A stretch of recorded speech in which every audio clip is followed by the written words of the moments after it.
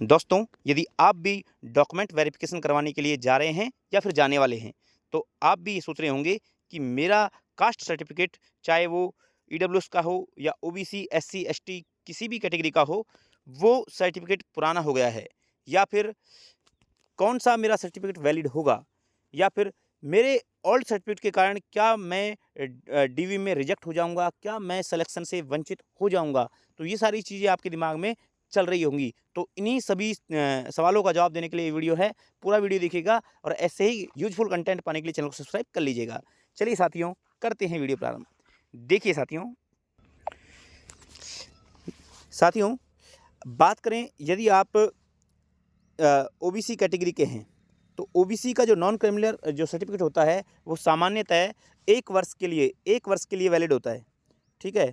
और यहाँ पर भर्ती की शर्त जो होती है, वो ये होती है कि आपने जो आवेदन किया था, तो आवेदन की अंतिम तिथि से 1 वर्ष के अंदर-अंदर जो पहले का बना हुआ ये होना चाहिए। यदि आपने उस दौरान ये ओबीसी सर्टिफिकेट नहीं बनवाया था, तो क्या आप इस भर्ती से वंचित हो सकते हैं? चाहे आप 4th ग्रेड के डीवी के लिए जा रहे हैं या 2nd ग्रेड के या 1st ग्रेड के, जो भी आप जाने वाले हो, तो आप सभी भर्तियों में ये रूल लागू होता है। तो आपको देखिए थोड़ा-सा ध्यान रखना है।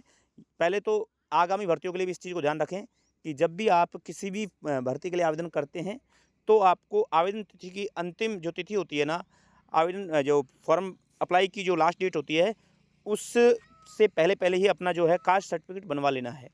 ठीक है? यानी वो 1 साल पहले तक का इसमें वैलिड होता है, तो ये आपको बनवा लेना है। तो इस चीज़ का हमेशा ध्यान रखना है। लेकिन मान लो आपने पहले नहीं बनवाया था, तो उस सिचुएशन में आपको क्या करना है?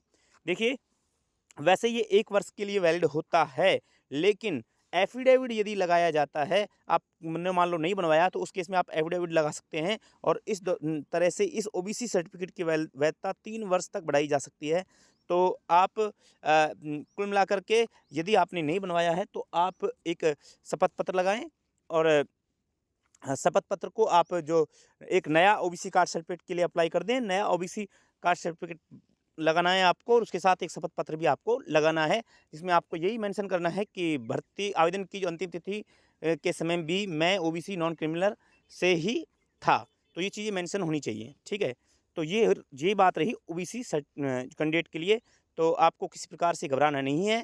अ, आपको जाति प्रमाण पत्र के आधार पर भर्ती प्रक्रिया से वंचित नहीं किया जा सकता, ठीक है? तो आपको इसमें समय दिया जाता है दोबारा से भी, तो ऐसा कोई दिक्कत नहीं है, आप इसमें एफ़िडेविट लगा सकते हैं। अब हम बात कर लेते हैं ईडब्ल्यूएस की। तो ईडब्ल्यूएस जो है, ये सामान्यतः 1 वर्ष, 1 वित्तीय वर्ष तक वैलिड होता है और ऐसे में यदि आपने आवेदन की लास्ट तिथि तक ये नहीं बनवाया था, तो यही प्रक्रिया आप इसमें भी अपना सकते हैं। यानी यहाँ पर भी आप अपना एफ़िडेविट लगा करके अपना आप काम चला सकते हैं। नया ईडब्ल्यूएस जो है वो अप्लाई कर दें, वो भी डीवी तक बन जाएगा और उसको भी आपको लेकर जाना है, ठीक है? वहीं बात करें हम एससी एसटी जो कैंडिडेट हैं, वो इनका जो एक बार बना हुआ जो कास्ट सर्टिफिकेट होता है, वो ही लाइफ टाइम वैलिड होता है। तो इन अभ्यर्थियों को तो घबराने की कोई आवश्यकता है ही नहीं। तो बस मोटा जो तौर पे सवाल ये है कि क्या सर हम इसकी वजह से जो हमने नहीं बनवाया था, इस गलती की वजह से क्या हम इस भर्ती प्रक्रिया से वंचित रह सकते हैं? तो इसका जवाब है नहीं, बिल्कुल भी नहीं रह सकते। यदि आप डिज़र्व करते हैं, यदि आपके अंक आ रहे हैं, सिलेक्शन की दौड़ में हैं आप, तो आपको इन डॉक्यूमेंट्स की वजह से भर्ती प्रक्रिया से बाहर नहीं किया जा सकता। आप यहाँ एफ़िडेविट लगा सकते हैं और अब नया जो प्रमाण पत्र है, वो भी आप बनवा सकते हैं, ठीक है? और नया प्रमाण पत्र लगाइए, उसके साथ शपथ पत्र भी आप दे दीजिए। तो आशा करता हूँ कि आपके जो डाउट्स थे, वो सारे क्लियर हुए होंगे और अन्य जो कैटेगरी हैं, उनके लिए भी ये रूल जो हैं, वो लागू होते हैं। तो साथियों, इस वीडियो में इतना ही। अगर आपका कोई सवाल है, तो आप कमेंट बॉक्स में जो है वो कमेंट कर सकते हैं। मिलते हैं नेक्स्ट यूज़फुल कंटेंट के साथ, तब तक के लिए जय हिंद, जय भारत।